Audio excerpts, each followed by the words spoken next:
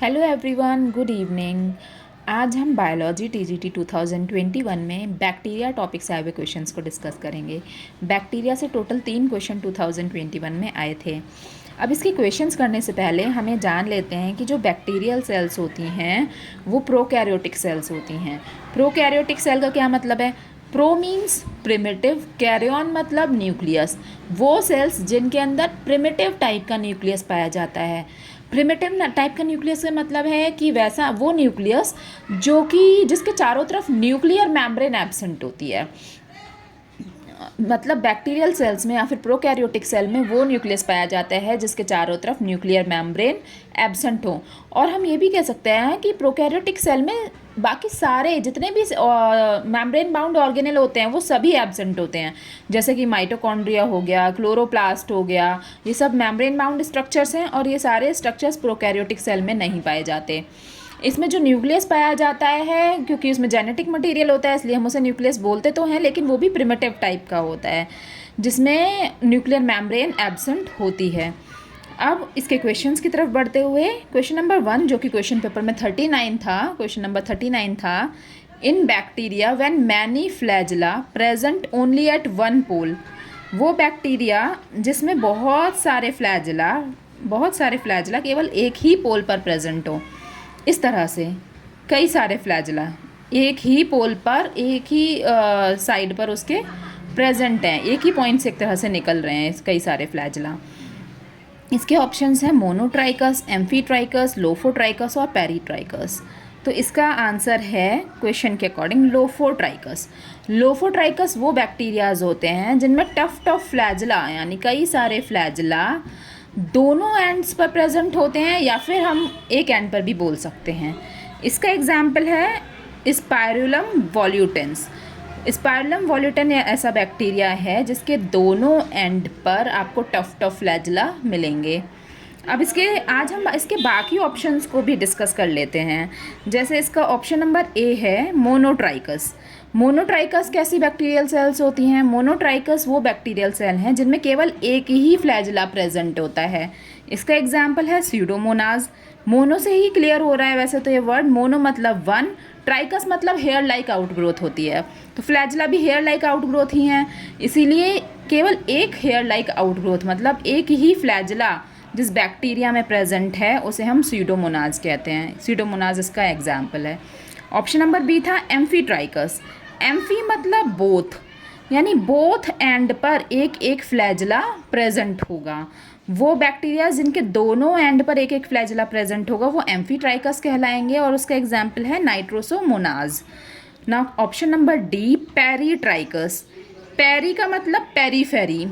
वो बैक्टीरिया जिनकी पेरीफेरी पे, कंप्लीट पेरीफेरी पे फ्लैजिला प्रेजेंट होंगे, मतलब flagella all over the body, वो बैक्टीरिया पेरीट्राइकस बैक्टीरिया कहलाएंगे। इसका एग्जाम्पल है E coli, Escherichia coli. Escherichia coli वो बैक्टीरिया है जिसकी पूरी बॉडी सरफेस पर फ्लैजिला प्रेजेंट होंगे। इनके अलावा मैं आपको एक और टाइप का बैक्टीरिया बताना चाहूँगी फ्लैजिला के बेस पर, जो कि है सिफेलोट्राइकस।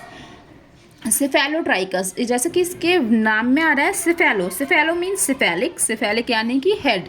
सिफेलिक जो वर्ड है वो हेड से रिलेट करता है, यानी वो बैक्टीरिया जिनके सिर्फ हेड पर या फिर कह सकते हैं कि एक ही एंड पर टफ्ट ऑफ फ्लैजिला प्रेजेंट होते हैं, कई सारे फ्लैजिला प्रेजेंट होते हैं, वो बेसिकली सिफेलोट्राइकस होता है। लेकिन इस क्वेश्चन में हमें सिफेलोट्राइकस ऑप्शन में कहीं भी नहीं दिया गया था, इसीलिए हमने टफ्ट ऑफ फ्लैजिला के बेसिस पे लोफोट्राइकस मोस्ट करेक्ट आंसर लग रहा था, इसीलिए हमने वो टिक किया।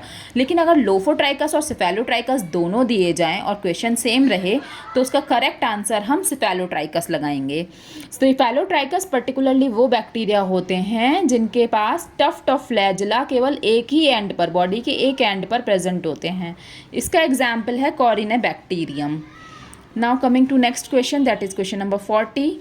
Methanogenic bacteria belong to। Methanogenic bacteria किस क्लास को बिलोंग करते हैं, या कौन से बैक्टीरियाज इनमें से मिथेनोजेनिक बैक्टीरियाज हैं? Option number A mycoplasma, B eubacteria, C cyanobacteria या डी आर्की बैक्टीरिया। तो इसका करेक्ट आंसर है आर्की बैक्टीरिया। आर्की बैक्टीरिया को हम एक्सट्रीमोफाइल्स भी कहते हैं। क्योंकि ये एक्सट्रीम कंडीशंस में रहते हैं। एक्सट्रीम कंडीशंस मतलब जैसे कि बहुत ज़्यादा टेम्परेचर है, हाई टेम्परेचर, बहुत ज़्यादा सैलाइन कंडीशंस हैं, हाई सैलिनिटी है, पीएच बहुत कम है। इस तरह की जो कंडीशंस होती हैं, जो कि एक्सट्रीम कंडीशंस होती हैं, जो लिविंग सेल्स के लिए नॉर्मल नहीं होती, वहाँ भी आर्की बैक्टीरिया ज़िंदा रह सकते हैं। आर्की बैक्टीरिया इन्हीं एक्सट्रीम कंडीशन में प्रेजेंट होने के बेसिस पर 3 टाइप में डिवाइड किए गए हैं। पहला मिथेनोजेंस, हेलोफाइल्स और थर्मोएसिडोफाइल्स। मिथेनोजेंस वो बैक्टीरिया होते हैं जो उन प्लेसेस पर रहते हैं जहाँ पर मीथेन रिलीज़ होती है, जैसे कि मार्शी एरियाज़, दलदली एरियाज़। र्यूमन ऑफ कैटल्स, जो कैटल्स हैं हमारी, जैसे कि गाय हो गई, भैंस हो गई, इनके र्यूमन इनके स्टमक का एक पार्ट होता है, उसके अंदर भी मिथेनोजेंस बैक्टीरिया पाए जाते हैं। और यहाँ पर भी इनके र्यूमन में भी CH4 यानी मीथेन बहुत अबंडेंस में बनता है, और मार्शी एरियाज़ में भी मीथेन काफ़ी मात्रा में बनता है। तो मीथेन रिलीज़ होने वाली जगह पर मिलने वाले बैक्टीरियाज़ को हम मिथेनोजेंस बोलते हैं। इसका एग्जाम्पल है मिथेनोकोकस।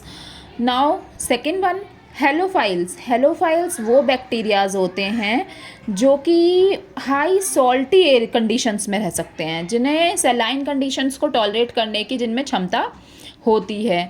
इसका एग्जाम्पल है हेलोबैक्टीरियम सेलिनेरम। Now coming थर्मोएसिडोफाइल्स। थर्मोएसिडोफाइल्स वो आर्की बैक्टीरियाज होते हैं जो कि हाई टेम्परेचर और लो पीएच वाले रीजन्स में मिलेंगे। इसका एग्जाम्पल है थर्मस एक्वेटिकस। थर्मस एक्वेटिकस वो बैक्टीरिया है जो हाई टेम्परेचर बियर कर सकता है, अप्रॉक्सीमेटली 90 डिग्री सेल्सियस तक टेम्परेचर ये थर्मस एक्वेटिकस बियर कर सकता है। तो मिथेनोजेनिक बैक्टीरिया कौन से हो गए हमारे? आर्की बैक्टीरियाज हो गए। अब इसके अदर ऑप्शंस को भी हम एक्सप्लोर कर लेते हैं। इसका ऑप्शन नंबर ए है माइकोप्लाज्मा। माइकोप्लाज्मा भी एक तरह की प्रोकैरियोटिक सेल ही होती है, लेकिन ये बैक्टीरिया नहीं होते, ये बैक्टीरिया से अदर सेल्स होती ये भी प्रोकैरियोटिक टाइप की सेल्स हैं। जो माइकोप्लाज्मिक सेल्स होती हैं ये स्मॉलेस्ट प्रोकैरियोट्स कहलाती हैं। सबसे छोटे प्रोकैरियोट माइकोप्लाज्मा ही होते हैं। इनको हम PPLO भी कहते हैं, मतलब कि प्लूरोनिमोनिया लाइक ऑर्गेनिज्म। माइकोप्लाज्मा को PPLO या फिर प्लूरोनिमोनिया लाइक ऑर्गेनिज्म भी कहा जाता है। ये सबसे छोटी प्रोकैरियोटिक सेल्स होती हैं।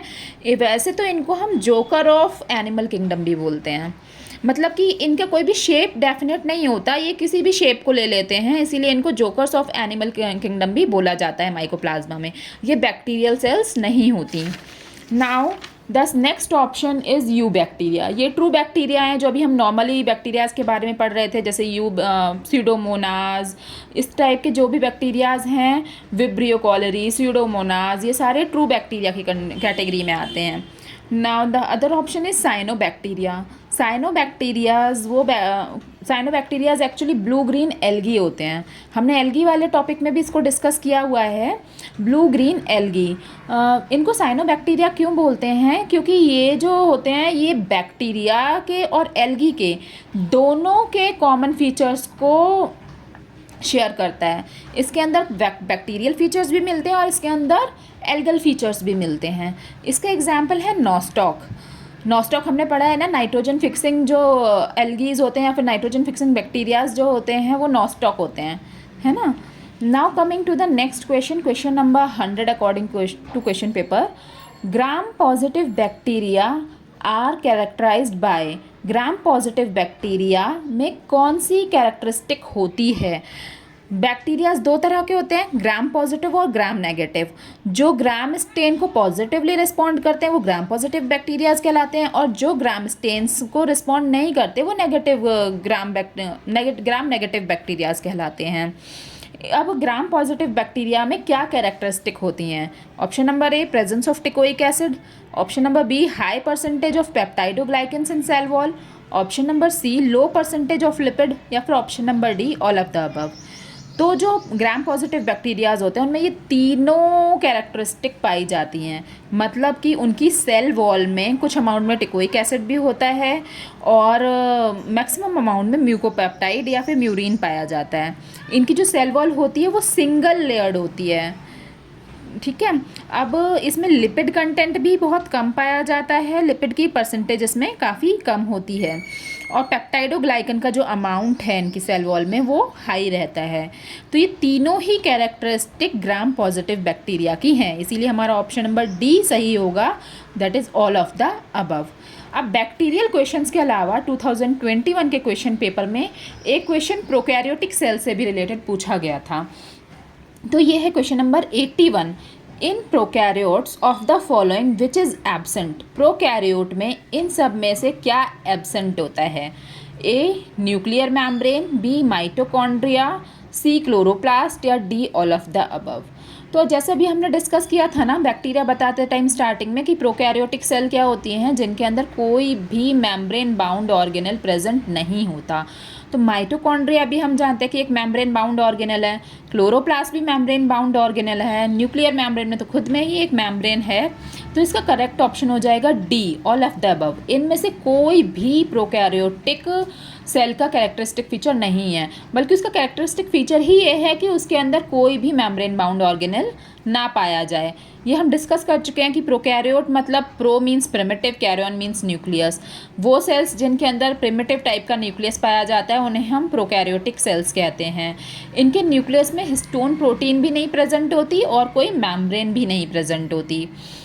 जैसा भी हमने डिस्कस किया ही था कि वो सारे ऑर्गेनल जो कि मेम्ब्रेन बाउंड होते हैं वो प्रोकैरियोटिक सेल्स में एब्सेंट होते हैं। तो ये था आज का session. Hope you all understand this and thanks for watching. Bye bye.